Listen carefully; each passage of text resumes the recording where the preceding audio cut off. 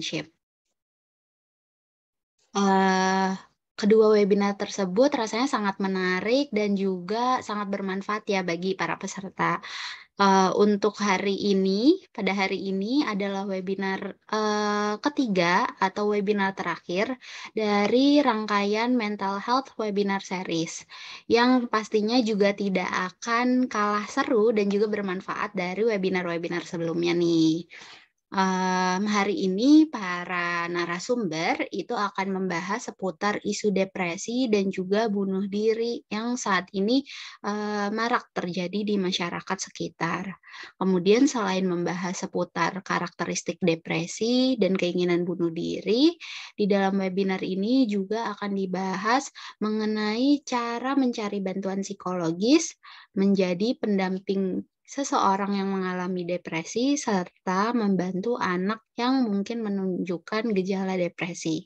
Seperti itu kurang lebih.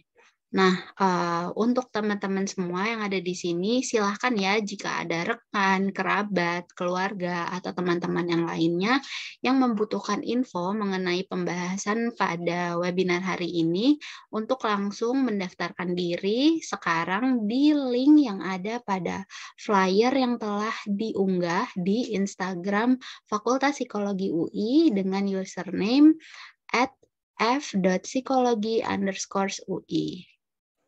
Oke, baik. Sebelumnya ada yang ingin saya beritahukan.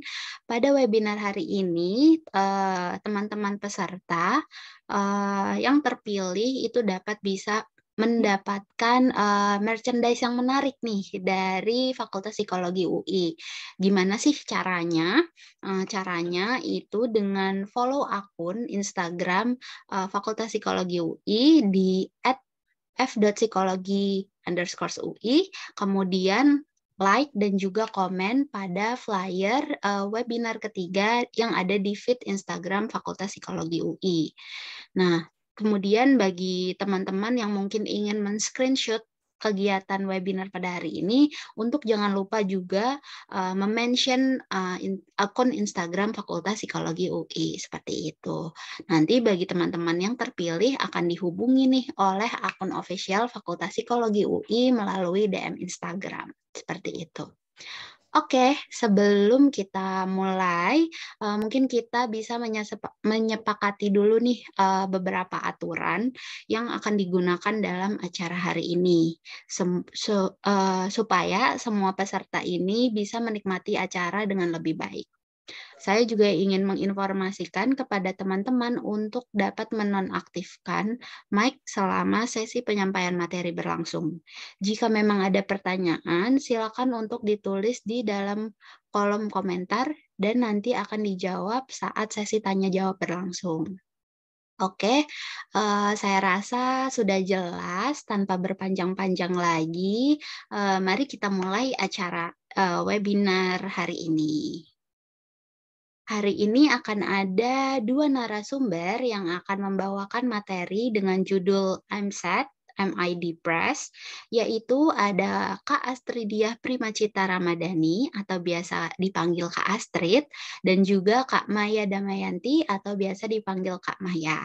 Nah, saat ini Kak Astrid merupakan mahasiswi Magister Profesi Psikologi Klinis Dewasa angkatan 2019, dan Kak Maya adalah mahasiswi Magister Profesi Psikologi Klinis Anak angkatan 2019. Baik, kalau gitu tanpa perlu berlama-lama lagi, saya persilahkan pemateri pertama, yaitu Kak Maya untuk menyampaikan materinya. Waktu dan tempat dipersilahkan. Oke, selamat sore semuanya. Terima kasih kepada Kak Syifa atas waktu yang diberikan. Sekarang saya izin share screen terlebih dahulu ya.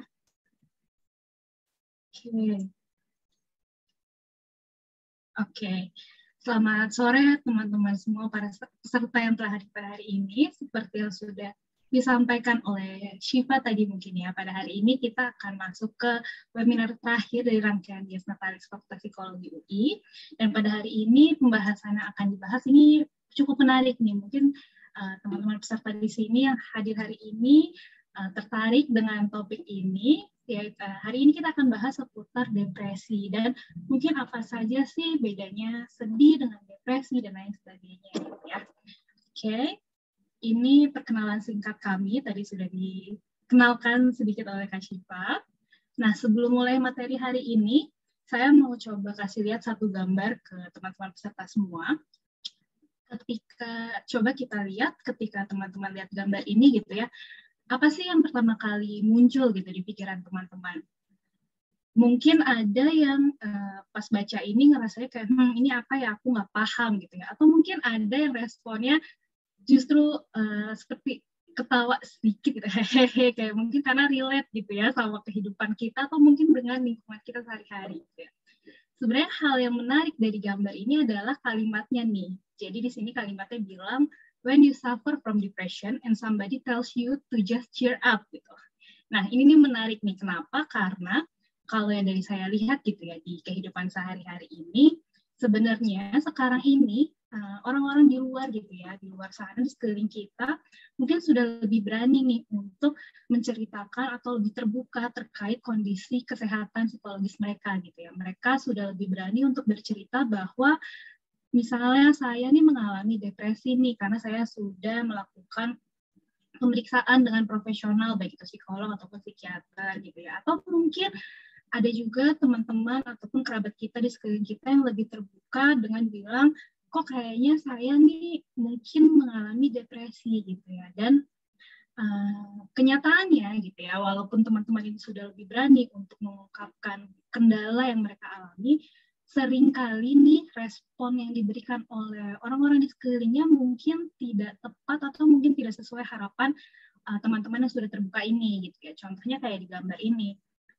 Contohnya kayak di gambar ini.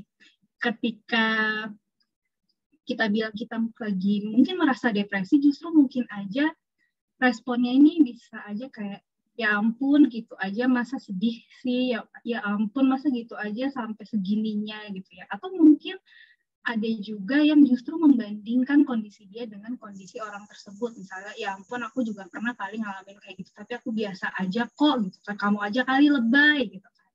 Nah, hal-hal kayak gini nih, respon-respon seperti ini tuh sebetulnya sangat disayangkan gitu ya. Kenapa? Karena justru respon-respon yang tadi diberikan oleh lingkungan sekitar itu bisa membuat individu yang tadinya sudah lebih berani gitu ya untuk menceritakan kondisi yang dia alami, karena dengan harapan dia bisa mempunyai support system ataupun orang yang bisa mendukung dan mengandalkan gitu ya, mengandalkan dia di kondisi dia yang sedang rapuh gitu ya. Ternyata tidak bisa diandalkan nih, justru malah kondisiku disepelekan gitu ya. Dan akhirnya apa gitu ya, akhirnya nggak jarang kita temuin di portal-portal media, di portal berita gitu ya, kasus-kasus bunuh diri yang terjadi sebagai akibat depresi yang dialami oleh orang-orang tersebut gitu ya. Nggak cuma 1-2 berita, cukup banyak berita-berita terkait kasus bunuh diri yang kita temui terkait depresi gitu ya. Dan menariknya berita-berita ini tuh tidak hanya dialami oleh para orang yang sudah dewasa gitu.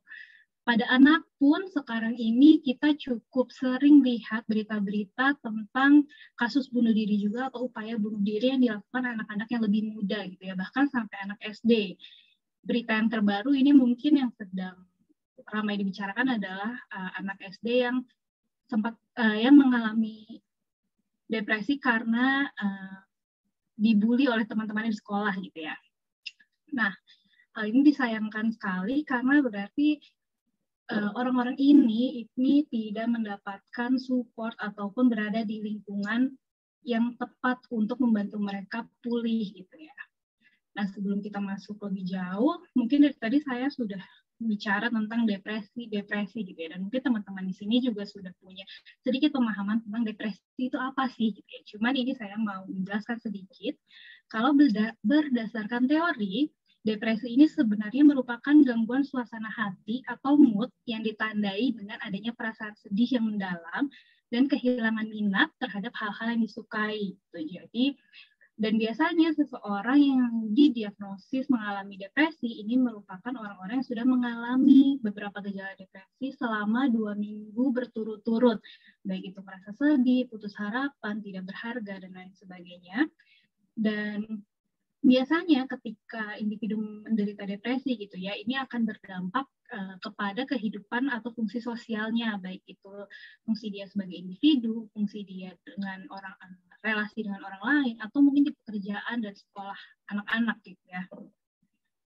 Nah, hal ini didukung oleh beberapa riset yang dilakukan, baik oleh WHO dan Riskesdas, bahwa sebenarnya prevalensi atau jumlah keseluruhan kasus terkait individu yang mengalami depresi ini cukup tinggi, yaitu sekitar 5-6% pada penduduk dunia gitu ya, masyarakat di dunia ini. Dan memang depresi sendiri dibilang sebagai salah satu penyebab utama beban penyakit global. Jadi penyakit kondisi gangguan psikologis yang cukup tinggi dialami oleh individu di dunia ini. Dan menariknya, tidak hanya pada orang dewasa seperti yang tadi sudah saya jelaskan, pada anak pun sama nih, ternyata prevalensinya juga cukup tinggi, sekitar 2%, dan akan semakin meningkat 2-4 kali ketika anak ini sudah memasuki fase remaja atau mengalami pubertas. Dan memang yang perlu diperhatikan juga ketika nanti anak-anak ataupun remaja sudah mengalami depresi seperti ini gitu ya. Ini akan ada kemungkinan untuk mengalami relapse atau mengalami kembali depresi ketika mereka dewasa, dan kurang lebih bisa sampai 3,5 kali lebih mungkin menderita depresi lagi ketika dewasa gitu. Dan biasanya memang depresi ini lebih banyak ditemukan pada perempuan dibandingkan laki-laki, walaupun tidak menutup kemungkinan laki-laki pun bisa jadi mengalami depresi gitu. Nah, sekarang ini pertanyaannya, inti dari webinar kita hari ini gitu. Tadi kalau judulnya kan I am sad, am I depressed gitu ya. Nah, sekarang pertanyaannya, ini kadang kita suka ngerasa kok kayaknya aku sedih terus ya, rasanya pengen nangis, rasanya tuh mellow terus gitu ya. Nah, apakah aku depresi? Aku sebenarnya depresi nggak sih kalau gini gitu ya? Nah, jawabannya adalah mungkin, tapi sebenarnya sedih ini tidak sama dengan depresi. Jadi sedih dan depresi merupakan dua kondisi yang berbeda gitu ya teman-teman. Yang pertama ini, kalau sedih ini merupakan emosi manusia yang bisa dirasakan oleh semua orang gitu. Dan biasanya sedih ini muncul ketika kita mengalami masalah atau mungkin situasi-situasi yang tidak menyenangkan bagi kita. Dan atau misalnya kita merasa sakit, kita sedih gitu. Jadi misalnya kita kecewa, kita merasa sedih. Lalu biasanya sedih ini sifatnya sementara dan akan memudar seiring berjalannya waktu. Dan biasanya kalau kita ditanya gitu, kamu kenapa sedih? Biasanya kita bisa menjawab penyebab kita merasa sedih. Misalnya, aku sedih karena nilai aku di bawah rata-rata. Gitu. Aku sedih karena performa aku tidak sebaik yang aku harapkan ketika aku bekerja misalnya gitu ya. Dan jadi kita bisa tahu nih alasan pasti kenapa kita merasa sedih.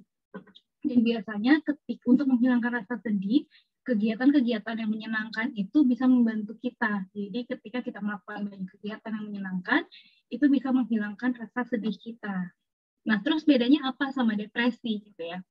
Kalau depresi ini lebih merupakan tadi yang sudah saya bilang, dia merupakan gangguan mental yang sifatnya jangka panjang hingga mempengaruhi seluruh aspek kehidupan, baik itu fungsi dia sebagai individu, bagaimana dia berrelasi dengan orang lain, bagaimana dia berperforma di sekolah ataupun di lingkungan sekitar ataupun di kantor gitu ya.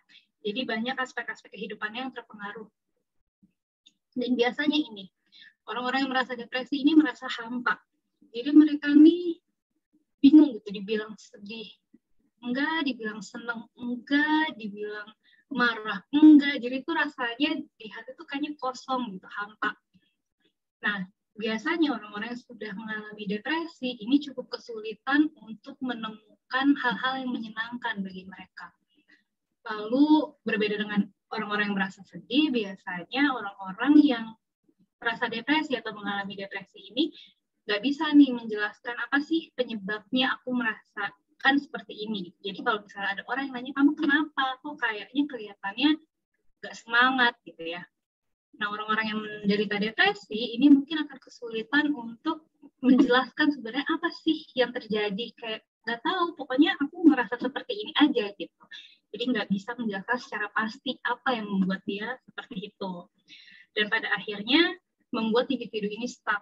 Jadi tadi kalau orang-orang yang merasa sedih ketika melakukan hal-hal yang menyenangkan itu bisa membantu dia menghilangkan kesedihannya. Sedangkan pada orang-orang yang menderita depresi, ketika dia melakukan hal-hal yang menyenangkan, baik itu mungkin menurut dia dulu menyenangkan atau bagi orang lain itu hal yang menyenangkan, ketika dia lakukan dia tidak bisa mendapatkan kesenangan itu.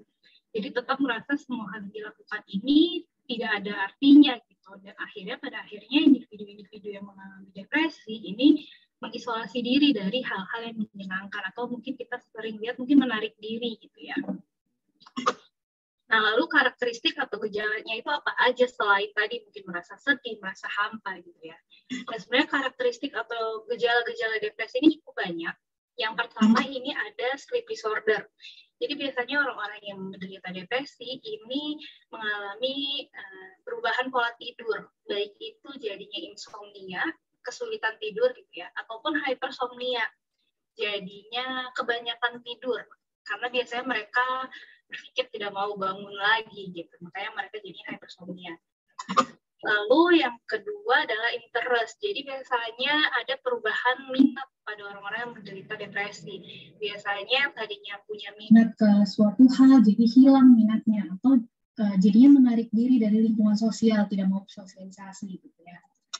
Yang ketiga ini ada guilt atau self-esteem. Kalau ini lebih ke merasa bahwa diri ini tidak berharga, tidak berdaya gitu ya. Lalu ada kecenderungan untuk menilai diri ini secara negatif. Sulit untuk menemukan hal-hal positif dari dalam diri ataupun di lingkungan kita gitu.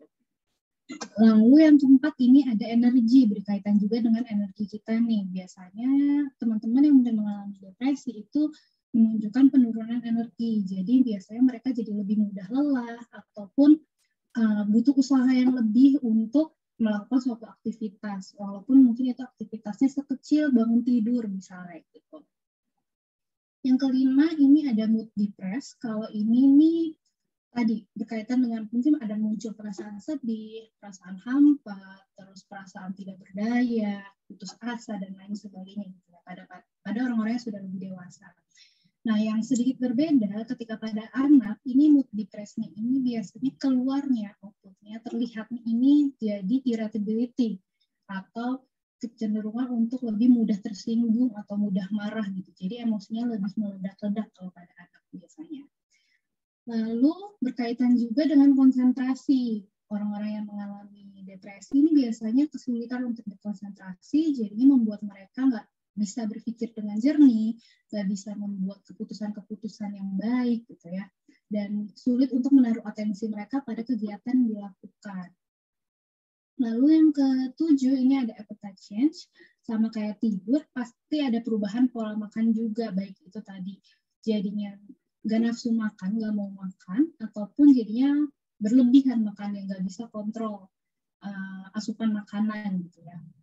Lalu ini ada yang ke-8 psychomotor change atau perubahan psikomotorik. Jadi kelihatannya kayak gelisah, misalnya jadinya kayak nggak bisa buat duduk diam, jadinya kayak gerak-gerakin kaki terus karena ngerasa gelisah atau cemas, atau misalnya jalan mondar-mandir buat menghilangkan kegelisahan, atau misalnya bisa juga cuci tangan terus-terusan gitu ya. Pokoknya hal-hal berkaitan dengan psikomotorik. Dan yang terakhir ini suicide, yang benar-benar mesti diperhatikan oleh teman-teman semua, bahwa orang-orang dengan depresi ini biasanya memiliki... Maya, maaf suaranya agak mengecil. Oke, bentar ya. Sudah belum? Sudah besar? Kayaknya masih kecil, Kak. Bentar ya.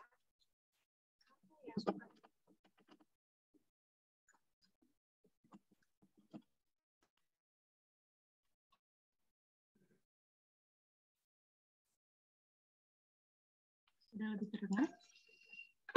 Oke. Oke, mohon maaf atas kendala teknisnya. Lanjut, saya coba lanjut. Yang terakhir ini ada yang perlu teman-teman teman-teman perhatikan adalah suicide atau keinginan untuk bunuh diri. Biasanya teman-teman yang mengalami depresi dan mungkin gejalanya sudah lebih berat gitu ya, suka muncul adanya pikiran-pikiran untuk melakukan bunuh diri ataupun mungkin sudah melakukan percobaan bunuh diri. Gitu ya. Dan kesembilan gejala ini merupakan gejala-gejala yang biasanya muncul ketika seorang individu mengalami depresi. Nah, berbeda dengan dewasa gitu ya, pada anak nih, depresi pada anak ini biasanya mungkin beberapa anak ini tidak bisa berbicara tentang pikiran mereka yang tidak berdaya dan putus asa. Jadi biasanya mereka ini muting, nggak mau cerita, diem, nggak bisa mengutarakan isi hatinya gitu ya. Dan bisa juga mereka tampak tidak sedih, jadi kelihatannya biasa-biasa aja. Tapi yang perlu diperhatikan adalah perilakunya gitu. Jadi pada anak-anak yang biasanya mungkin mengalami depresi bisa saja menunjukkan beberapa perilaku yang mungkin seringkali orang dewasa anggap dalam tanda kutip bermasalah gitu ya. Misalnya ketika sekolah ini nggak mau sekolah, tidak termotivasi untuk pergi ke sekolah, tidak termotivasi untuk mengerjakan tugasnya atau PR-nya gitu ya. Dan atau bisa jadi keluar perilaku-perilaku seperti misalnya mudah marah tadi gitu ya. Nah, perilaku-perilaku ini tuh kadang pada akhirnya membuat orang-orang dewasa di sekitar ini salah melabeli anak tersebut sebagai mungkin anak yang suka membuat onar ataupun anak yang pemalas. Padahal bisa jadi perilaku tersebut merupakan salah satu tanda bahwa anak-anak di sekitar kita mungkin mengalami depresi gitu ya. Dan yang perlu diperhatikan adalah perubahan perilaku tadi ketika anak yang biasanya ceria tiba-tiba tertutup. Nah, itu perlu diwaspadai oleh orang-orang dewasa di sekitarnya.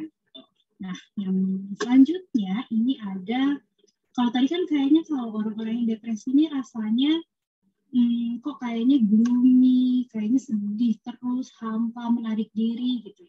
Nah, sebenarnya adalah beberapa tipe atau bentuk dari depresi itu sendiri gitu ya. Kalau kita lihat di gambar ini ada 3 gitu ya, 3 kemungkinan. Jadi yang pertama bisa saja orang-orang ini masuk ke tipe yang high functioning. Jadi orang-orang yang mengalami depresi ini bisa banget berfungsi di kehidupan sehari-hari, tetap bisa bekerja, bisa memenuhi tanggung jawab dia, bisa bersosialisasi, gitu. Bisa terlihat bahagia. Gitu. Tapi sebenarnya di dalam dirinya sendiri itu masih kesulitan atau masih berjuang untuk mengatasi depresi yang dialami. Nah, lalu ada juga nih yang tipe treading water. Jadi ya bisa sih aku menyelesaikan tugasku gitu ya, bisa sih aku bersosialisasi dengan orang-orang, bisa sih aku mungkin terlihat pura-pura bahagia gitu ya, tapi ketika melakukan itu butuh usaha lebih buat orang tersebut, sehingga sebenarnya dia jadi lebih mudah merasa lelah atau lebih mudah capek gitu ketika harus melakukan hal tersebut. Nah, yang sudah warning banget nih, yang udah mungkin cukup parah adalah tipe yang drowning ini. Jadi memang mereka ini sudah berjuang atau kesulitan untuk melakukan tugas-tugas kecil, sesimpel misalnya tadi bangun tidur, makan, ke kamar mandi gitu ya, untuk mandi. Nah, hal-hal yang sekecil itu yang biasanya mungkin buat orang lain mudah, itu amat sangat membutuhkan usaha bagi orang tersebut. Jadi bahkan dia udah nggak bisa lagi nih pura-pura bahagia, udah nggak bisa nih pura-pura tersenyum depan orang lain.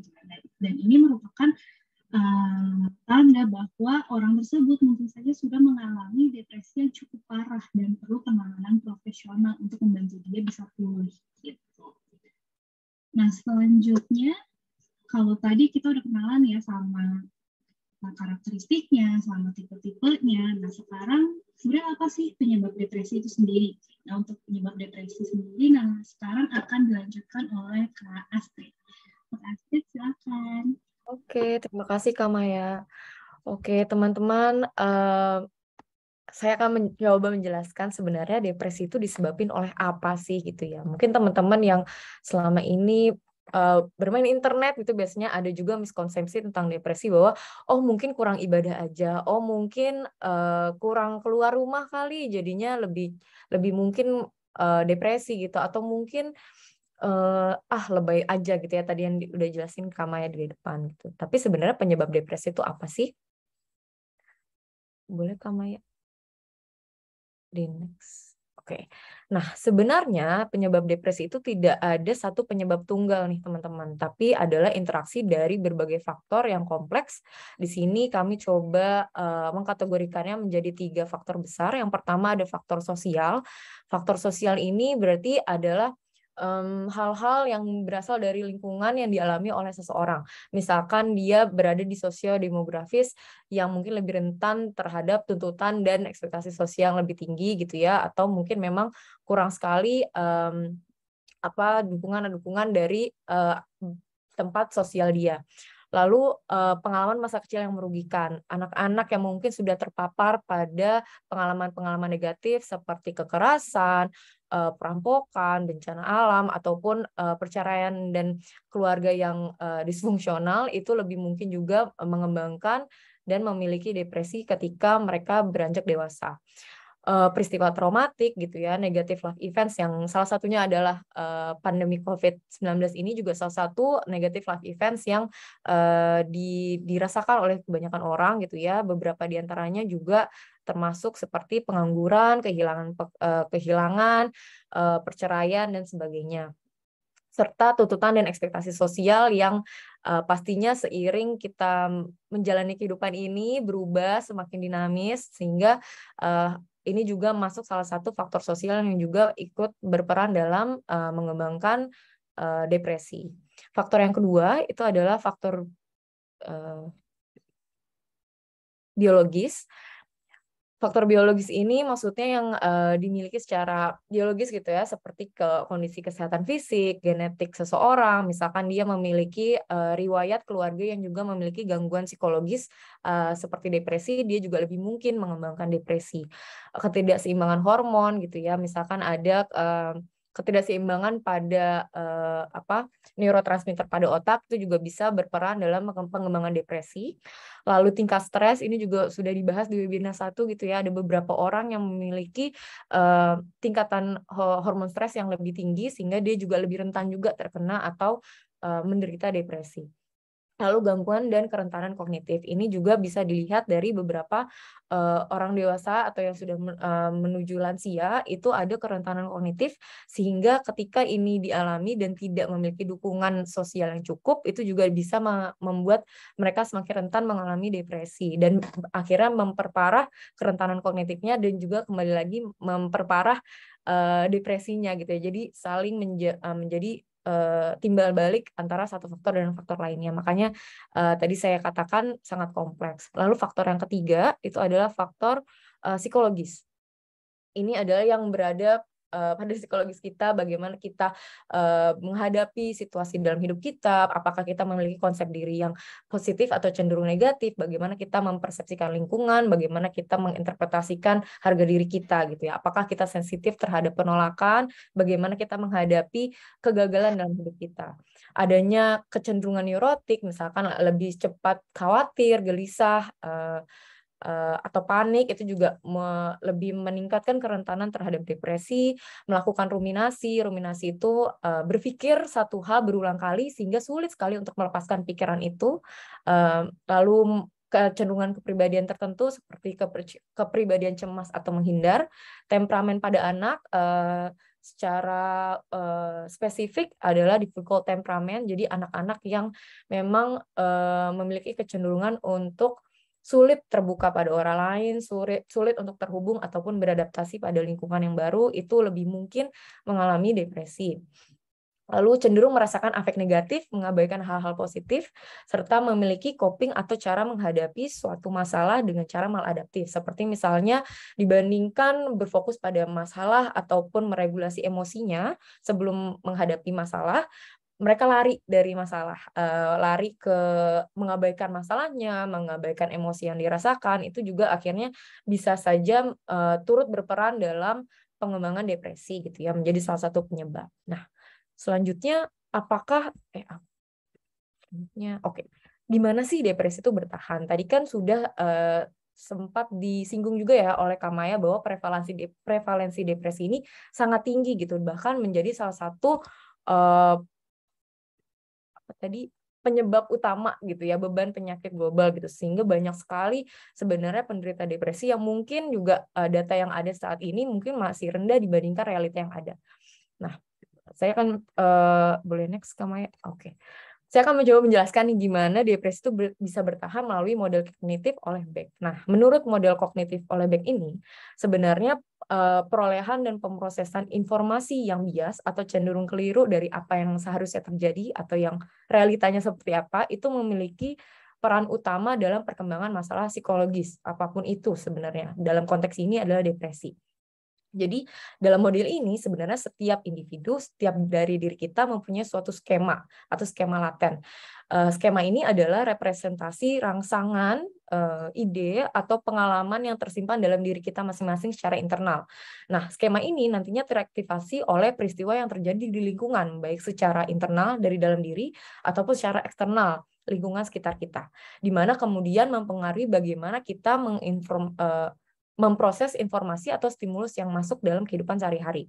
Nah, lambat laun skema ini akan menentukan bagaimana seseorang mengartikan atau memaknai pengalaman yang mereka hadapi dalam konteks tertentu.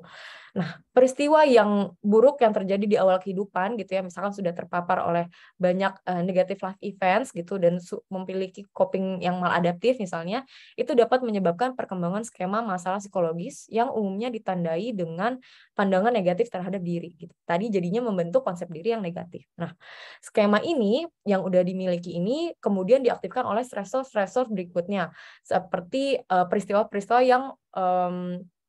yang merugikan gitu ya. Misalkan kehilangan pekerjaan itu pada beberapa orang yang rentan dengan depresi dapat menghancurkan diri mereka karena menyamakan pekerjaan dengan harga diri atau keberhargaan diri mereka.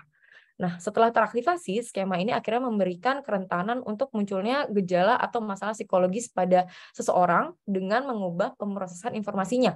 Jadi cenderung memiliki atensi yang lebih bias, proses informasi yang bias, memorinya bias semua. Jadi hanya melihat hal-hal yang negatif tentang diri mereka, tentang dunia, dan akhirnya masa depannya. Jadi udah ngelihat sudah tidak ada harapan lagi gitu. Sehingga pemrosesan negatif dan kecenderungan pesimistik dalam diri ini membuat orang tersebut yang memiliki skema yang kurang adaptif itu mengembangkan sikap yang disfungsional gitu ya. Jadi yang menghambat diri mereka. Misalkan memandang diri mereka sendiri sebagai seseorang yang gagal, seseorang yang tidak layak untuk disayangi, seseorang yang tidak kompeten, ataupun menganggap bahwa kesulitan atau kondisi saat ini yang menyulitkan itu merupakan suatu hal yang akan terus berlanjut tanpa henti gitu. Oleh karena itu biasanya ketika kita sudah mempunyai skema yang kurang adaptif inilah yang membuat kita ini jadinya mengabaikan hal-hal atau emosi-emosi positif yang dialami selama peristiwa yang menyenangkan, karena kita udah punya memori, atensi, dan proses informasi yang cenderung bias, yang cenderung kita lebih memperhatikan hal-hal yang negatif gitu. Jadinya berkembang depresinya dan terus bertahan ketika tidak bisa tidak mendapat intervensi dari atau tidak segera dibantu gitu ya. Boleh next Kamaya. Nah, lalu kalau misalkan seperti itu, apakah memangnya depresi seberbahaya itu ya? Kan semua orang kayaknya udah pernah merasakan, masa sih nggak pernah merasakan depresi gitu? Nah, jawabannya adalah sebenarnya memang sangat berbahaya gitu. Karena berdasarkan penelitian-penelitian yang ada, dari review sistematis ataupun meta-analisis ini sangat berhubungan dengan bunuh diri.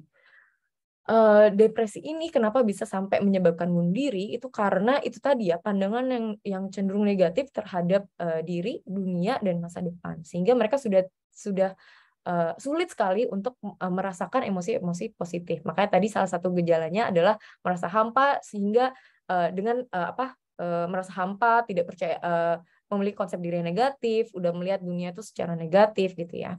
Sebuah penelitian di 3 kota di Indonesia bahkan menunjukkan bahwa orang dengan depresi itu 11 kali lebih mungkin memiliki pemikiran untuk bunuh diri. Tidak hanya pemikiran bunuh diri, ini juga berhubungan dengan intensi bunuh diri, rencana untuk melakukan bunuh diri, ataupun perilaku-perilaku yang menyakiti diri sendiri gitu. Jadi sangat berbahaya sebenarnya apabila tidak ditangani dengan baik. Lalu pada anak dampak depresi ini apa sih?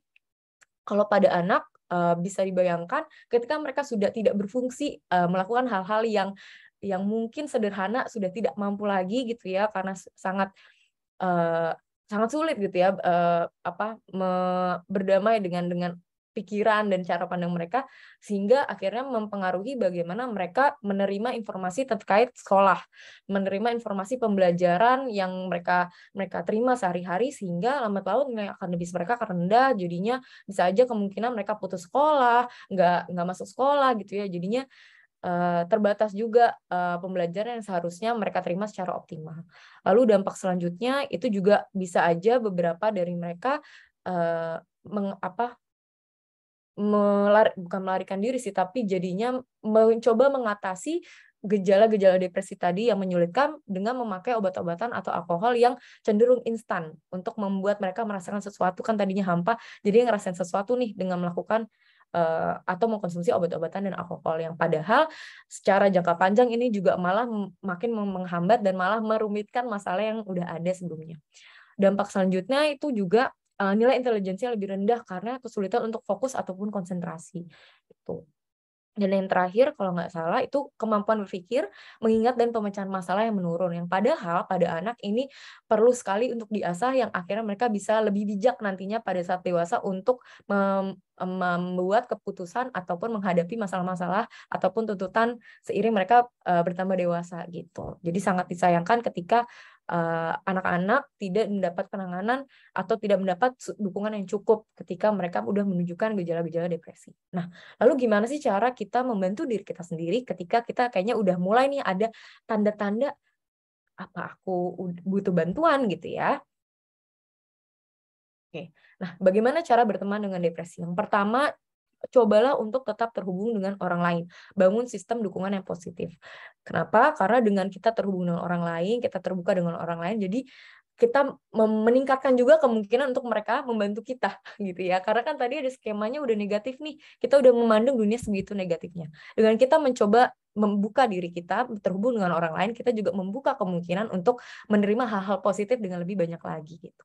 Yang kedua, rencanakan aktivitas sehari-hari secara lebih struktur. Karena yang tadi ya kalau Kak Maya bilang hal-hal sederhana itu udah sulit banget untuk dilakukan, sehingga kita udah nggak bisa tuh berpikir dengan jernih lagi untuk melakukan hal-hal yang sebenarnya cukup netral untuk dilakukan, seperti bangun tidur, mandi, dan makan gitu. Nah, dengan kita merencanakan aktivitas sehari-hari, kita jadinya lebih mudah juga untuk merasakan hal-hal netral itu dulu, sehingga ketika kita dipenuhi emosi negatif, kita membawa diri kita untuk memperbanyak emosi-emosi netral dulu, lalu akhirnya bisa lebih mungkin merasakan emosi positif gitu. Nah, makanya selanjutnya adalah coba pertimbangan psikoterapi atau konseling psikologis, sehingga karena dengan kita mendapatkan konseling psikologis itu kan dirancang khusus ya, case by case, one by one gitu ya. Jadi mungkin ada saran-saran yang di luar sana yang nggak sesuai, itu nggak cocok sama kita. Nah, kalau kita datang ke psikoterapi atau konseling psikologis, kita bisa bekerja sama dengan ahlinya untuk bangkit dan pulih dari apa yang kita rasakan. Yang keempat, itu adalah menerapkan pola hidup sehat dengan asupan gizi cukup dan berolahraga. Ini bukan hanya untuk teman-teman yang mungkin mengalami masalah psikologis, tapi untuk kita semua ya, yang walaupun kita sehat secara mental dan fisik, tapi tetap juga harus pola hidup sehat. Kenapa? Dengan membiasakan pola hidup sehat, kita membiasakan tubuh kita untuk merasakan hal-hal dengan lebih optimal dan baik.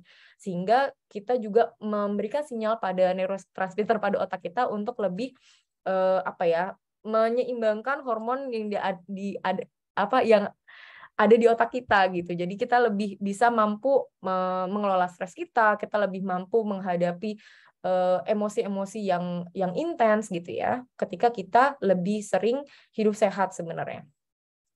Lalu yang terakhir adalah mengkonsumsi obat psikiatri jika perlu, dengan catatan sudah melakukan konsultasi atau pemeriksaan ke psikiater.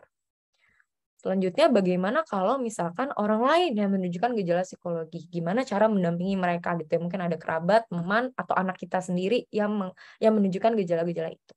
Yang pertama, sebelum kita mencoba membantu mereka, coba ingat dulu bahwa terkadang orang yang mengalami depresi atau menunjukkan gejala depresi itu butuh dorongan lebih, sehingga ia berani untuk meminta bantuan pada profesional. Sehingga kita sebagai kerabat atau orang terdekatnya, orang yang dipercaya gitu ya, bisa berperan untuk sebagai buffer gitu, untuk mengurangi penderitaan mereka walaupun sedikit.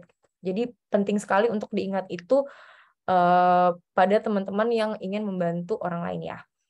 Yang pertama, yang perlu dipersiapkan dulu apa sih sebelum membantu? Pertama, selalu tanyakan pada diri sendiri dulu, apakah saya siap? Ini yang seringkali terlewat ya, kalau misalkan kita perhatikan selama kita kuliah juga ya, selama di magister profesi, kebanyakan kerabat-kerabat yang datang juga bilang sebenarnya mereka nggak siap, tapi mereka belum bertanya ini gitu. Jadi ya udah main bantu aja dan akhirnya menunjukkan gejala depresi juga gitu ya, karena ternyata dari awal kondisinya tidak tenang, kurang optimal gitu. Jadi ini pertanyaan-pertanyaan yang mungkin perlu direfleksikan dulu, apakah teman-teman berada dalam kondisi yang tenang, bersedia untuk mendengarkan, bisa meluangkan waktu yang dibutuhkan untuk mereka,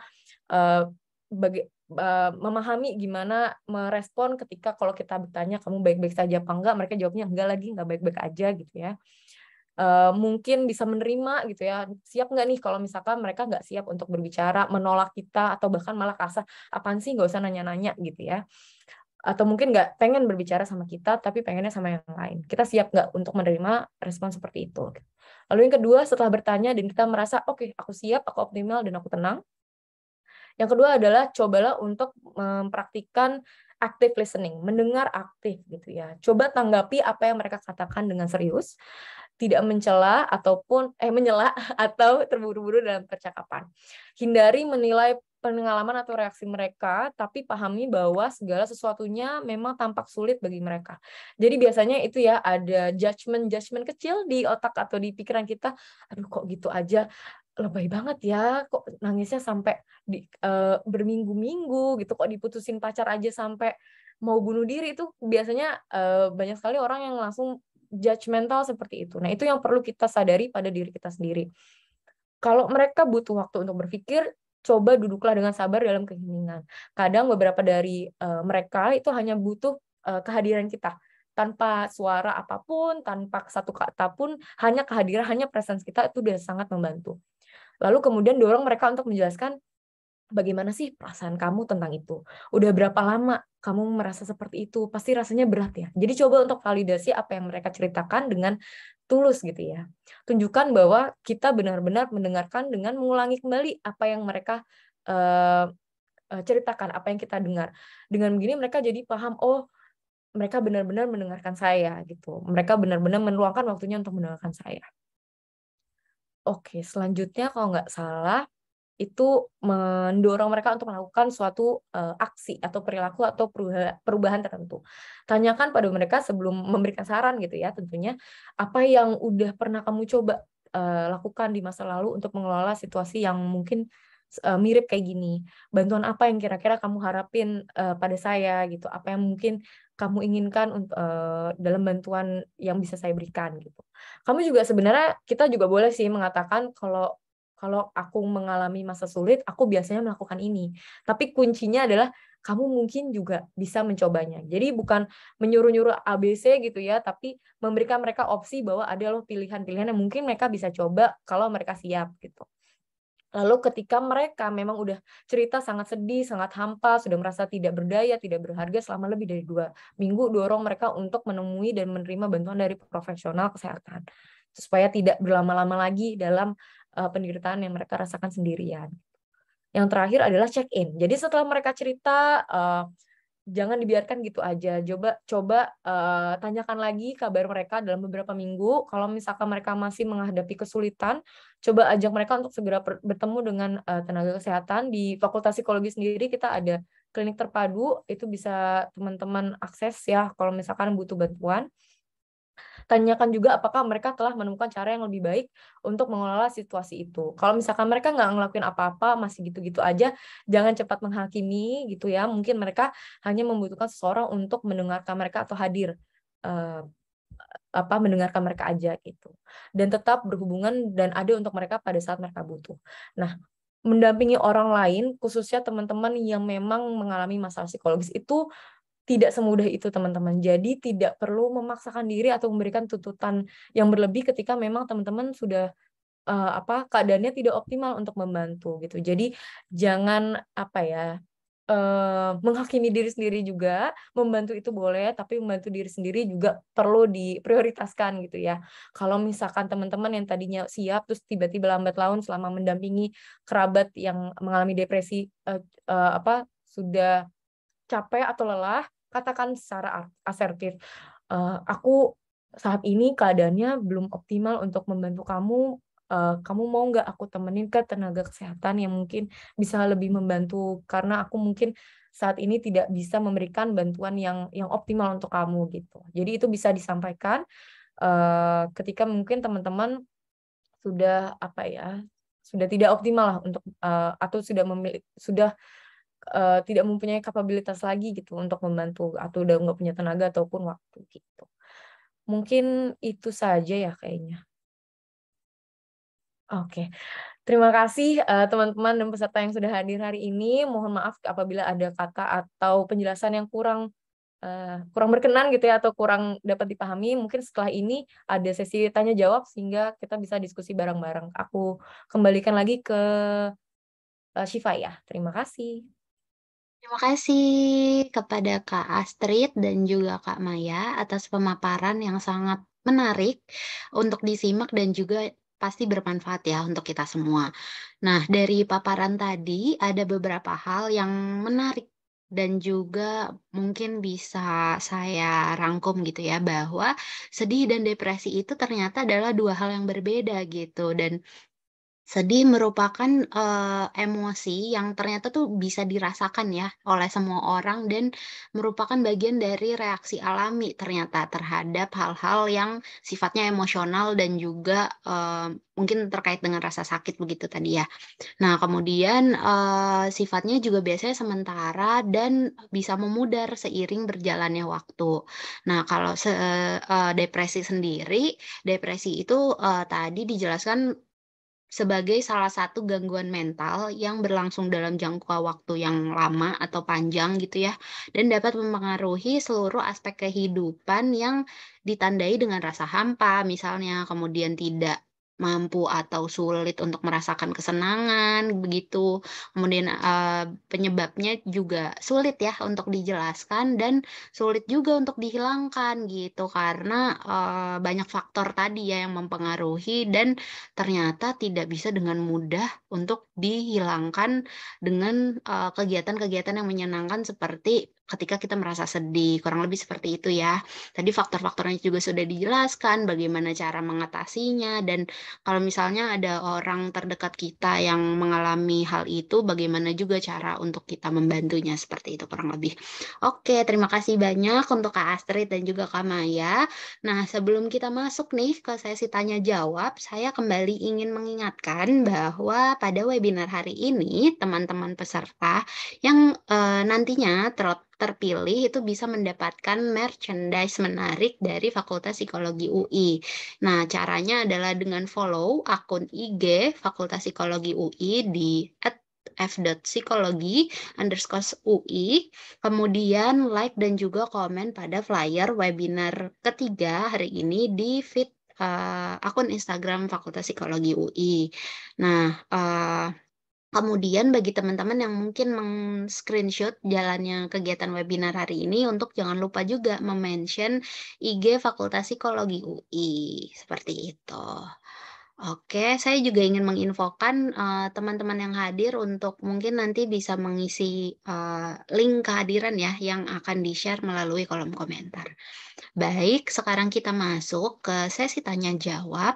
Saya akan coba bacakan beberapa pertanyaan, yang sudah teman-teman tuliskan nih di kolom chat untuk kemudian dijawab oleh kedua pemateri kita pada hari ini. Nah, di sini ada yang chat ke saya nih secara direct, mungkin namanya akan saya anonim ya gitu, maksudnya tidak akan saya sebutkan, tapi akan saya sebutkan saja langsung pertanyaannya ya, Kak Maya dan Kak Astrid. Baik. Halo Kak, saya izin mau tanya, tadi sempat dijelaskan kalau depresi pada anak bisa kembali terjadi atau relapse ketika dewasa. Nah, bagaimana cara mendeteksi bahwa anak mengalami depresi? Karena biasanya tidak semua dari anak-anak itu terbuka. Kemudian bagaimana menanggulanginya agar tidak relapse ketika sudah dewasa. Terus pertanyaan selanjutnya adalah, dan tindakan apa yang bisa kita lakukan untuk saat ini untuk meminimalisasi terjadinya depresi pada generasi selanjutnya atau lingkungan sekitar. Seperti itu. Nah, mungkin karena anak gitu ya, mungkin akan dijawab oleh Kak Maya atau bagaimana. Silakan, Kak. Oke, sebelumnya ini suara sudah cukup dijelaskan. Agak Cukup. kecil sih Kak, tapi Ya, agak kecil sih. boleh deketin aja headsetnya. Sekarang Iya, boleh. masih agak kecil ya. Maaf, Iya, ini tapi cukup terdengar ada sih Kak Maya. sedikit. Oke, maaf ini ada sedikit kendala teknis. Jadi tadi pertanyaannya adalah gimana mendeteksi anak ketika mungkin mengalami depresi gitu ya, karena bisa jadi relapse. Benar tadi memang kan tadi sudah dijelaskan bahwa ketika anak-anak yang lebih muda atau remaja gitu ya mengalami depresi, bisa jadi di masa depan ketika mereka sudah dewasa dan mungkin ada pemicunya lagi, mereka bisa kembali mengalami depresi. Terus gimana cara kita mendeteksi? Yang pertama tadi kita bisa lihat dari gejala-gejala yang tadi disebutkan gitu ya. Tapi memang pada anak-anak biasanya ini yang lebih terlihat dari perilaku yang mereka tunjukkan gitu. Jadi pada anak-anak yang mungkin mengalami depresi biasanya ini ada perubahan perilaku yang ditunjukkan oleh mereka. Misalnya tadinya yang saya bilang, misalnya tadinya mungkin mereka kelihatannya anaknya ceria gitu ya. Sekarang tiba-tiba kok kayaknya jadi malas buat ketemu teman-teman, malas untuk beraktivitas gitu ya. Terus misalnya anak ini tadinya rajin-rajin aja ngerjain tugas-tugas sekolah gitu, semangat pergi ke sekolah, atau misalnya semangat melakukan hal apapun gitu ya, tiba-tiba kok jadinya males-malesan, kelihatan menunda pekerjaan dia gitu ya, terus menghindari untuk melakukan tanggung jawab dia gitu ya. Terus bisa juga tadi anak yang tadi ceria misalnya kok tiba-tiba jadi gampang marah gitu ya, dibercandain dikit, bercandanya dalam arti memang bercanda ya, bukan bercanda untuk menyakiti gitu. Misalnya memang bercanda, kok gitu aja langsung meledak gitu emosinya, marah-marah. Jadi ada ledakan emosi yang ditunjukkan ini tidak sebanding dengan stresornya gitu. Jadi tidak sebanding dengan apa yang diberikan oleh lingkungannya gitu. Misalnya tadi kayak cuma bercanda tapi kok marahnya lebay banget gitu, sampai yang nangis ngeraung-raung misalnya, atau misalnya sampai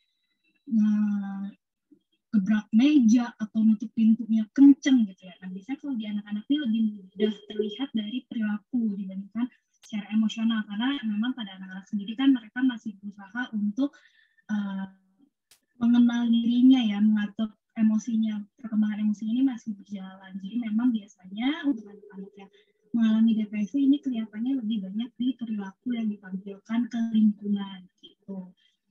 Terus bagaimana menanggulanginya gitu ya.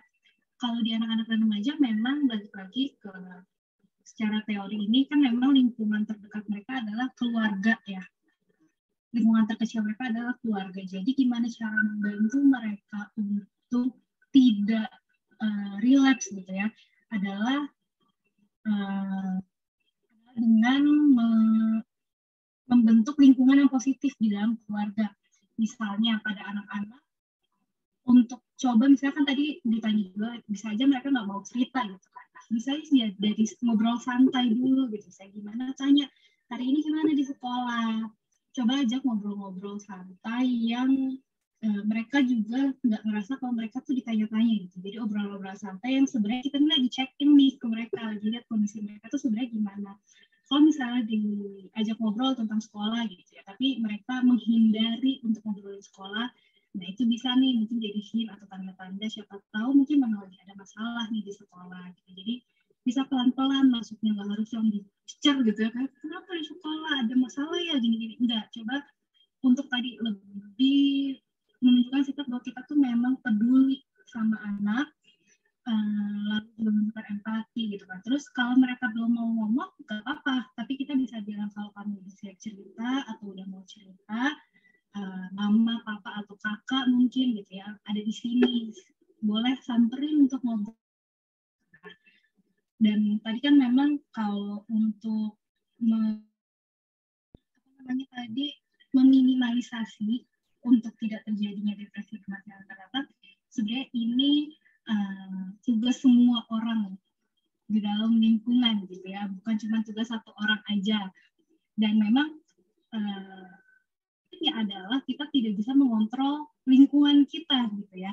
Jadi memang yang bisa kita lakukan adalah dengan menjadi support system bagi anak ataupun remaja ataupun orang lain yang terdekatnya gitu ya, dari misalnya keluarganya atau temannya, itu yang bisa menjadi support system yang baik supaya ketika mereka mengalami depresi, mereka merasa punya seseorang yang bisa membantu mereka untuk pulih gitu. Jadi mungkin kita memang nggak bisa nih mengontrol lingkungan yang lebih besar gitu ya, tapi kita bisa mengontrol lingkungan yang lebih kecil dengan tadi misalnya lebih sering ajak ngobrol, check-in keadaan. Saya sesimpel banyak kalau anak-anak sesimpel setiap pulang sekolah kayak gimana tadi di sekolah gitu kan, ada yang bisa dibantu nggak misalnya tugas atau PR-nya gimana,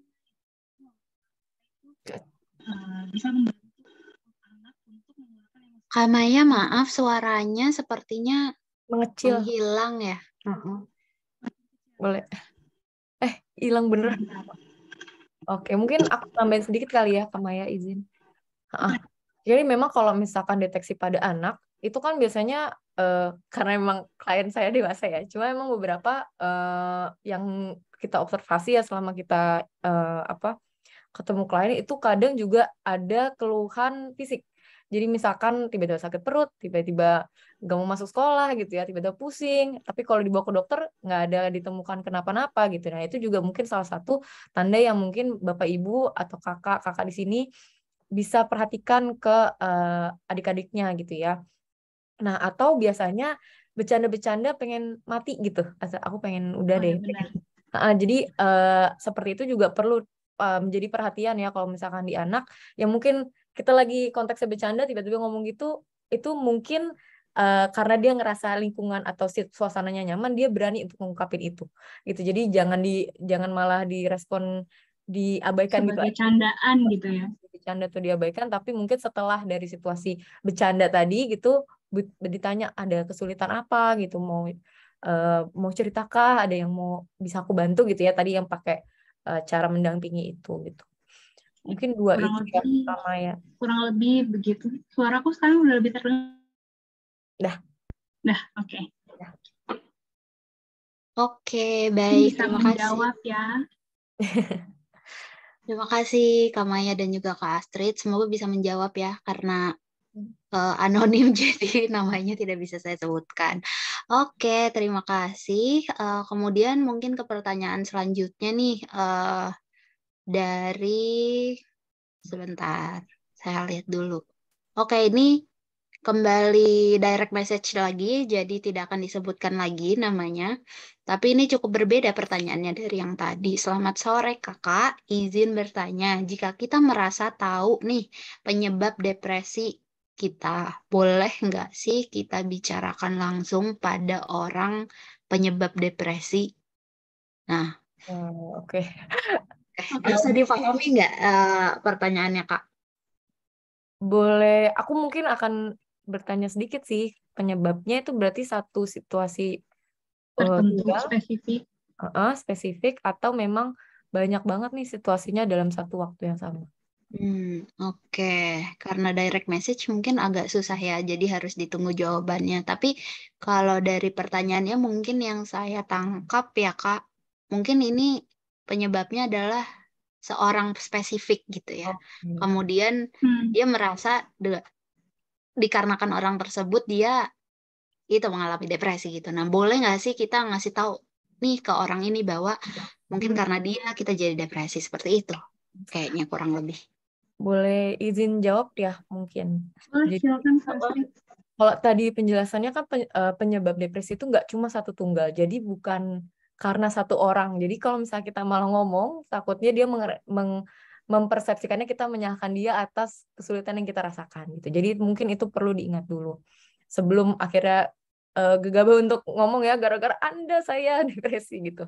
Jadi perlu hati-hati juga. Nah, yang kedua, sebelum mungkin disampaikan eh, coba evaluasi lagi, mungkin ada interpretasi atau misinformasi yang salah dari perlakuan orang lain yang mungkin kita jadinya cenderung lebih bias tadi ya, melihat atau mengalami suatu perlakuan atau respon dari orang lain gitu.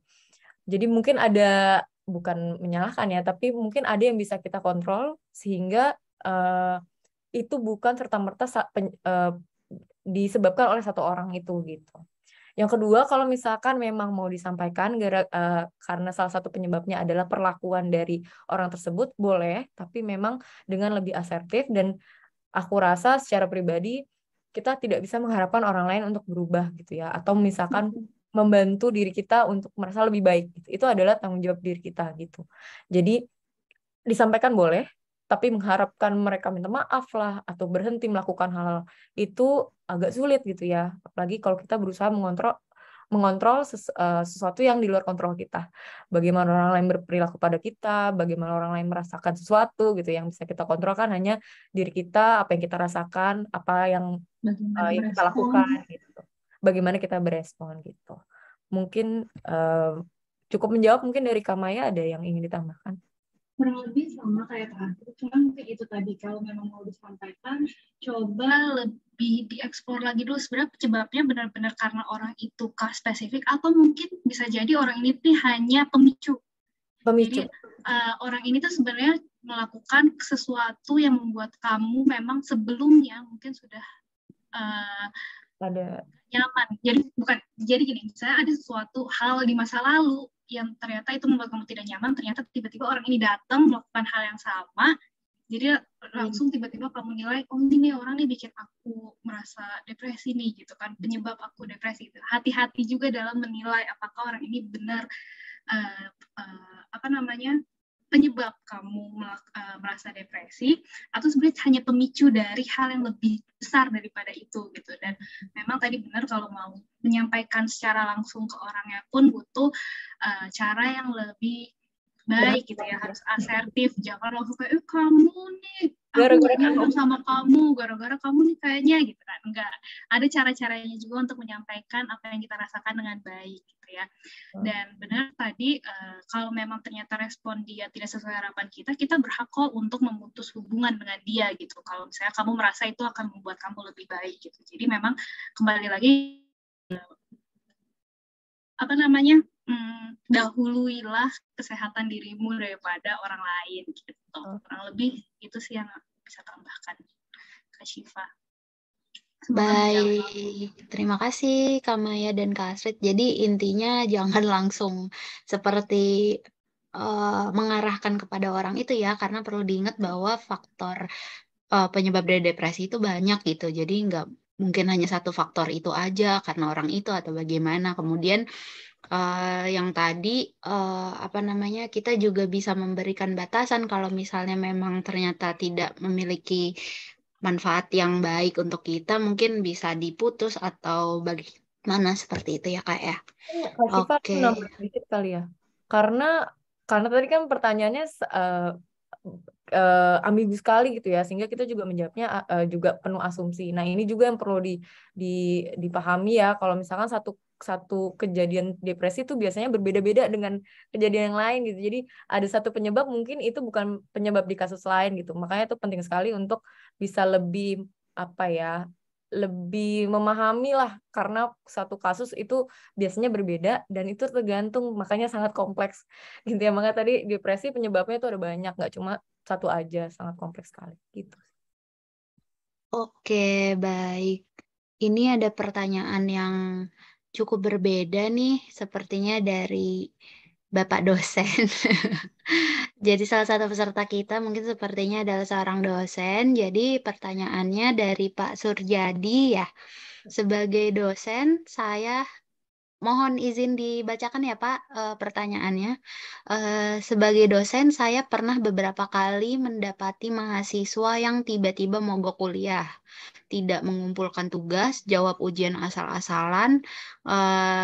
Kemudian Pak Surjadi ini mengira bahwa mahasiswanya ini ada kaitannya dengan depresi gitu, mengalami depresi. Nah, apakah boleh Bapak Suryadi ini menanyakan kepada orang tua mahasiswa tersebut tentang kondisi anak mereka, atau memang sebaiknya dilaporkan saja ke fakultas agar pihak fakultas yang menyelesaikan gitu? Mungkin boleh dijawab dari Eh, Kak Maya atau Kak Astrid? aku kah atau kamu? Aku dulu mungkin ya. Boleh Astrid dulu. Oke. Kalau menurut saya ya, Pak Suryadi izin menjawab, sebaiknya mungkin sebelum ke orang tua atau fakultas, ke teman-temannya terlebih dahulu.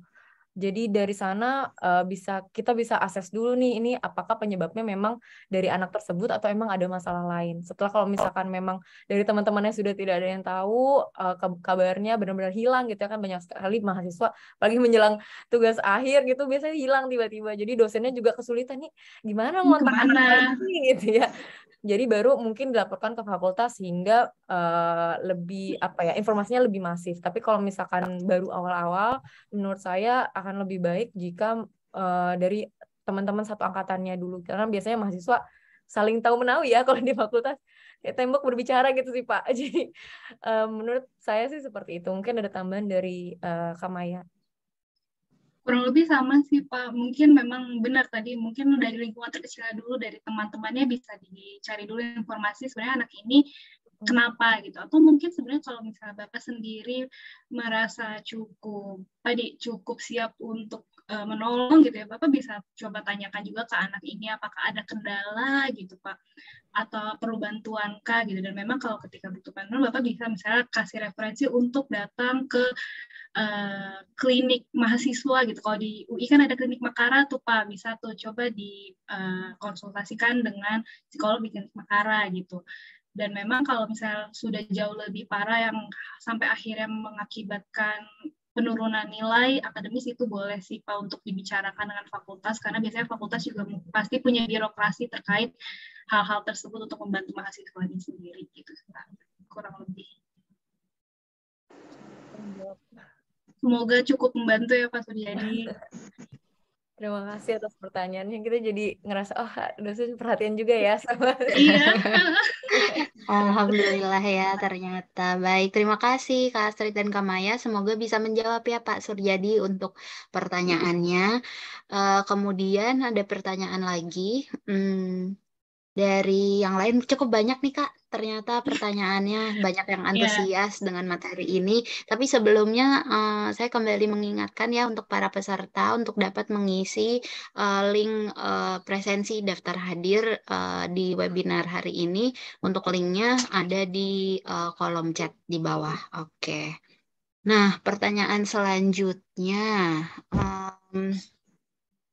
Selamat sore kakak-kakak, izin bertanya, apa yang bisa dilakukan apabila kita atau orang lain sedang mengalami depresi, tetapi orang-orang terdekat ini kurang paham dengan masalah depresi atau kesehatan mental secara umum, seperti itu. Nah, mungkin bisa dijawab ya, Kak Mungkin Maya dan Kak gantian Astrid. kali ya, aku dulu yang jawab.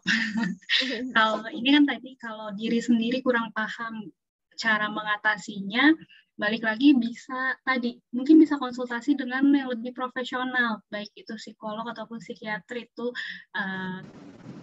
kemana gitu ya. Intinya ketika kalian merasa tidak mampu untuk memahami diri sendiri, tidak tahu cara untuk membantu diri sendiri, alangkah lebih bijak ketika kita meminta bantuan profesional.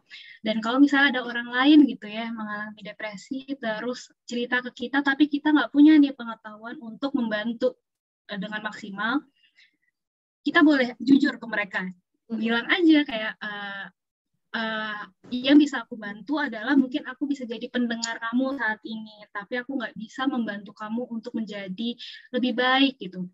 Yang bisa aku lakukan hanya memberikan bantuan dengan mendengarkan kamu, aku berada di sini untuk menemani kamu gitu ya. Tapi untuk membantu kamu pulih, aku nggak punya nih kapasitas itu. Jadi alangkah lebih baik kalau memang kamu minta bantuan ke profesional. Jadi nggak apa-apa untuk jujur juga gitu ke teman ataupun kerabat yang memang butuh bantuan ketika mereka mungkin mengalami depresi. Karena kalau kitanya sendiri nggak paham, terus kita so tahu gitu ya, kayak karena kita kan punya kecenderungan ingin jadi hero gitu ya, kadang kita pengen jadi penyelamat orang lain gitu kan, tapi yang perlu kita pahami adalah tanya dulu diri kita punya nggak kapasitas itu. Kalau kita nggak punya, ya jangan memaksakan diri, karena takutnya bisa jadi justru apa yang kita berikan ke mereka kalau nggak tepat juga lebih memperparah kondisi mereka gitu.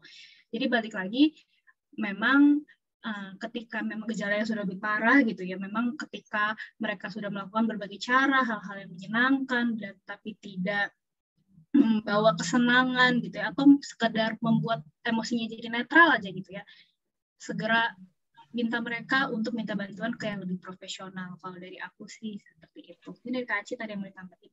Mungkin kalau aku nambahinnya, beberapa orang masih agak ada stigma ya, takut kalau bilang kalau yang mereka alami itu adalah gangguan mental gitu, apalagi depresi. Nggak mau, aku nggak mau dibilang depresi. Jadi kalau misalnya kita bilang kayaknya kamu lagi nggak baik-baik aja, kayaknya kamu depresi tuh, jadi enggak, aku nggak baik-baik aja, maksudnya aku baik-baik aja gitu ya, jadi langsung ada defense. Nah itu wajar sekali sebenarnya, apalagi kalau misalnya kita melihat masih ada kok beberapa lingkungan yang masih melihat gangguan mental seperti depresi itu sebagai apa ya, hal yang harus dihindari banget gitu ya. Jadi kalau misalkan punya depresi atau mengalami depresi itu pasti akan berbahaya, tidak akan pulih gitu. Jadi mungkin itu juga alasan mereka kurang paham atau nggak mau untuk memulihkan diri. Nah itu tadi mungkin kita yang menyadari hal itu, nggak perlu pakai label depresi, tapi bisa aja langsung fokus ke masalah mereka. Kamu kenapa lagi susah masuk kampus, atau kayak mungkin lagi susah tidur, mau coba ke ini nggak, cerita ke konselor gitu, atau cerita ke psikolog, cerita aja, nggak usah ini. Jadi ngajaknya bukan kayaknya kamu depresi jadi kamu harus psikolog gitu. Jadi mungkin itu agak tajam sekali, tapi lebih kayak mungkin kamu butuh teman cerita deh, coba aja tuh ke psikolog gitu, cerita-cerita aja dulu, mungkin ngebantu. Kalau enggak ya udah cerita sama aku juga nggak apa-apa, yang penting apa sih yang lagi dirasain gitu ya, apa yang dirasain sejak berapa lama gitu. Jadi nggak perlu pakai label, sebenarnya kita juga udah bisa membantu mereka dengan cara yang sama gitu. Betul. Mungkin dari aku gitu sih. Semoga menjawab ya. Ini kayaknya ke Mas Agung ya. Iya, betul sekali. Baik, terima kasih Kak Maya dan Kak Astrid. Semoga bisa menjawab ya untuk pertanyaannya dari Mas Agung. Nah, mungkin 1-2 pertanyaan lagi nih Kak. Dan saya menemukan ada pertanyaan yang menarik, tapi dari direct message nih. Salah satu peserta kita merupakan konselor dari salah satu SMA di Tangsel. Nah, kebetulan sekolahnya ini semester ini sudah masuk 100% eh ini apa namanya di sekolah gitu ya. PTM. Nah, PTM betul, pertemuan tatap muka. Nah, transisi dari online ke sekolah atau onsite ini nyatanya membawa dampak yang serius. Bahkan ada anak yang harus kami rujuk ke psikiater karena menunjukkan kecenderungan depresi. Nah, tidak sedikit juga yang menunjukkan suicidal thought atau bahkan suicidal attempt. Singkatnya, transisi usia dari anak-anak ke remaja serta transisi dari online ke offline itu ternyata membawa dampak bagi kesehatan mental anak-anak. Nah, mungkin kakak-kakak, apakah ada saran bagi kami para konselor untuk mendampingi para anak-anak di sekolah kami? Kemudian treatment seperti apa, Kak, yang perlu kami sebagai konselor, guru, dan orang tua lakukan untuk membantu gitu. Apakah CBT atau mungkin pendekatan peer counseling sudah cukup? Konkretnya bagaimana ya, Kak? Begitu kurang lebih. Silakan Kak Maya mungkin. Oke, ini menarik ya, cukup banyak yang ternyata memang benar kan, anak-anak atau remaja juga sangat rentan mengalami depresi, dan memang masa-masa transisi itu sebenarnya bagi siapapun tidak mudah karena adanya penyesuaian lagi gitu ya, baik terutama di anak, karena anak ke remaja itu transisinya bisa dibilang cukup berat karena yang biasanya mungkin hanya main-main gitu ya, bisa ngelakuin semuanya semaunya gitu ya, tiba-tiba masuk ke remaja udah punya tanggung jawab yang lebih besar, orang-orang sudah mulai bukan memposisikan, menganggap mereka semakin dewasa, jadi hal-hal yang mungkin tadinya diwajari menjadi tidak diwajari lagi gitu, karena mereka sudah dewasa gitu, dan itu pasti membawa efek yang cukup besar juga buat anak ataupun remaja. Dan ditambah memang COVID ini sendiri kan by riset juga gitu ya, memang salah satu dampaknya adalah depresi semakin meningkat gitu. Ditambah anak-anak yang tadinya mungkin sudah terbiasa nih dari PTM ke PJJ, mereka kemarin transisi kan, ya misalnya ketemu teman, tiba-tiba terisolasi sendirian hanya lewat Zoom gitu ya, untuk ketemu orang-orang. Mereka sebenarnya juga mungkin stres di saat itu, tapi mereka sudah bisa adaptasi, tiba-tiba sekarang masuk lagi nih ke PTM gitu ya, udah biasa mungkin yang bangun tidurnya mepet-mepet jam masuk sekolah, nggak perlu siap-siap mandi dari pagi berangkat ke sekolah, tiba-tiba transisi lagi harus bangun lebih pagi, nyiapin sarapan mungkin, nyiapin bekal dan lain sebagainya gitu ya. Itu pasti satu momen yang cukup mengagetkan juga buat anak. Dan memang mungkin yang bisa dilakukan adalah mungkin di sekolah sendiri bisa menyediakan kegiatan-kegiatan yang menyenangkan dulu mungkin ya sebelum mulai sekolah. Jadi misalnya kalau kegiatan konseling lagi ada, kalau dulu sih ada kelas konseling ya, kelas BK gitu.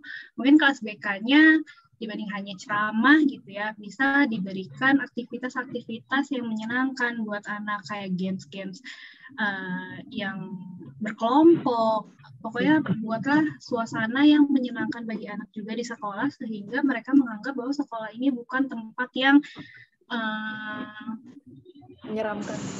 menyeramkan ya, bisa dibilang menyeramkan atau mungkin membuat mereka tertekan gitu ya, karena akan ada aktivitas menyenangkan juga loh yang dilakukan ketika di sekolah gitu. Terus untuk penanganan yang tepat mungkin peer counseling bisa dicoba dulu, kita lihat dulu secara berkelompok gimana hasilnya gitu ya, apakah sudah cukup membantu atau enggak. Tapi dari peer counseling juga kita bisa nih evaluasi satu-satu anaknya, kira-kira mana nih yang dari peer counseling ini tidak berhasil gitu ya, makanya masih butuh penanganan lebih lanjut. Dan untuk apakah yang tepat misalnya CBT kah, atau mungkin mindfulness kah, atau mungkin terapi lain gitu ya, itu balik lagi ke individunya. Karena setiap individu penanganannya pun berbeda. Ada yang mungkin cocok dengan pendekatan CBT, Cognitive Behavior Therapy gitu ya, karena mungkin tadi ruminasi pikiran-pikiran negatifnya udah terlalu kental nih, pikiran-pikiran negatif akan diri dia, dunia, dan lingkungannya udah terlalu berat, jadi mungkin CBT itu lebih tepat gitu ya, untuk membantu mereka merekonstruksi pikiran-pikiran negatifnya. Atau mungkin ada juga yang lebih cocok dengan pendekatan mindfulness misalnya.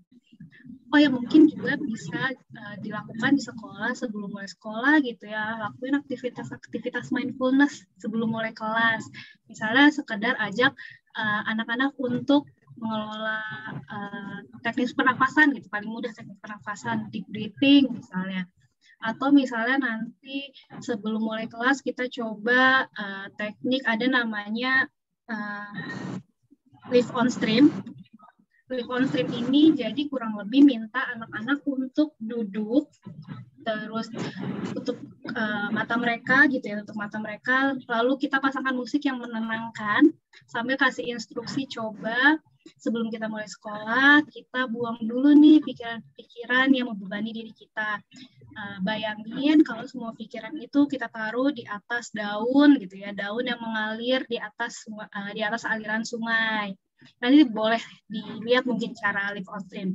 Jadi kita coba bantu anak untuk menetralkan dulu nih emosinya sebelum masuk sekolah, supaya mereka juga bisa lebih optimal ketika ada di sekolah.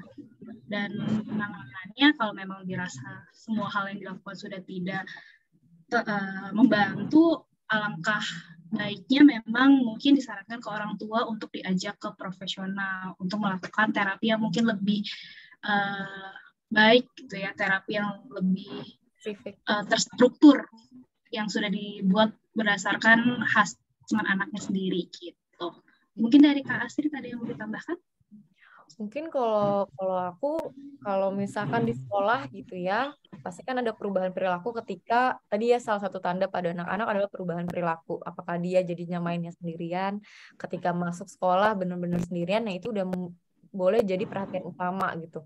Jadi setiap sebelum mulai kelas, misalkan tadi pakai teknik apa live on stream gitu ya, atau mindfulness eating, dan juga misalkan tantang mereka gitu ya, kasih challenge, boleh yuk di rumah ada mindfulness activity. Jadi sebenarnya intervensi-intervensi ringan yang mungkin kesannya kita kayak membiasa kasih challenge gitu ya. Anak-anak kan sukanya ada game, kita bikin game, tantangan tersendiri sehingga kita perhatikan apakah dia bisa mengikuti itu dengan baik. Kalau misalkan memang sulit, coba ajak dulu untuk ngobrol berdua dulu gitu ya dengan konselor. Pakai teknik konseling, pasti ibu konselor di sekolah juga udah melakukan itu gitu ya. Misalkan nggak ada, boleh diajak ngobrol keluarganya, mungkin ada masalah di rumah, jadi mungkin selain masalah di sekolah, mungkin masalah di rumah yang keterbawa di sekolah, jadi atau masalah sekolah yang terbawa di rumah gitu ya. Jadi dunia anak tersebut jadinya serba rumit dan serba membebani dia. Gonjang-ganjing gitu ya. Iya, jadi yang tadinya memang ada kerentanan kepribadian tertentu ditambah dengan stresor-stresor yang ada dalam lingkungan gitu. Baru setelah itu coba pilih, mungkin ya menurut saya pribadi, pilih salah satu anak yang memang cukup terbuka, cukup bisa diajak kerjasama untuk menemani anak ini gitu ya. Memungkinkan nggak ya Kak Maya untuk jadinya bisa jadi support buddy anak tersebut selama di sekolah, diajak makan, diajak main lagi gitu. Kalau misalkan memang dalam beberapa tahap itu memang anak masih menunjukkan gejala tersebut, performa kita menurun, rekomendasi yang terakhir adalah ya diajak ke psikolog atau ke psikiater sehingga mendapat penanganan yang lebih terstruktur dan spesifik pada anak tersebut. Semoga membantu Ibu dan menjawab keresahan yang ada saat ini. Menjawab. Baik, terima kasih Kak Maya dan Kak Asrid. Rasanya udah cukup jelas ya dan komprehensif juga nih cara-cara yang disarankan oleh kedua calon psikolog kita. Semoga bisa membantu ya untuk tadi Ibu yang bertanya untuk diterapkan ke murid-muridnya di sekolah. Oke, mungkin kayaknya karena waktunya sudah hampir habis, jadi satu pertanyaan terakhir ya Kak. Ini rasanya menurut saya cukup penting karena ini cukup banyak atau cukup sering terjadi gitu. Apalagi karena kesadaran akan kesehatan mental itu sudah meningkat gitu. Ini dari Kak Kiki. Pertanyaannya, halo Kak, izin bertanya sampai sejauh mana kita boleh memahami diri sendiri agar terhindar dari self-diagnose. Ketika kita merasakan stres yang sangat berat, sepertinya terasa seperti depresi gitu. Bolehkah kita mengatakan bahwa kita dalam keadaan distress atau termasuk self-diagnose yang kalau kondisinya seperti ini? Termasuk self-diagnose nggak kalau kondisinya seperti ini? Begitu. Dari Kak Kiki. Silakan. Dari Kak Maya dulu atau aku dulu? Boleh Astrid dulu. Sampai sejauh mana kita boleh memahami diri sendiri. Sebenarnya memahami diri sendiri secara dalam itu tidak ada yang melarang ya. Jadi maksudnya evaluasi setiap hari, mingguan atau bulanan itu sangat dianjurkan juga. Apalagi kalau misalnya teman-teman ada rutin check-in ke psikolog, itu juga biasanya beberapa psikolog menganjurkan untuk coba self-check-in, self-evaluate gitu ya, apa yang terjadi, apa yang dirasakan, tantangan apa saja yang dialami, gimana cara kita menghadapinya gitu ya. Nah, agar terhindar dari self-diagnose. Sebenarnya kalau misalkan kita udah memahami kita atau udah merasakan gitu ya, aduh kayaknya lagi stres banget nih, sebenarnya itu udah sebagai tanda bahwa mungkin itu kita butuh bantuan.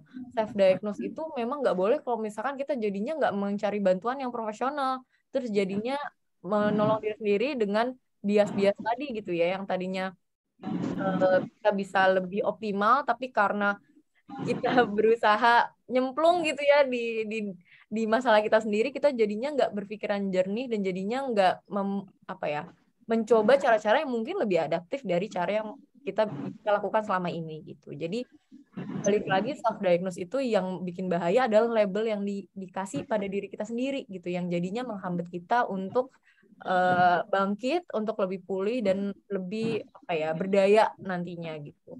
Kalau misalkan kita tadi ya ini Mas atau Mbak Kiki ini bilang, bolehkah kita dalam keadaan distress, bilang kita dalam keadaan distress.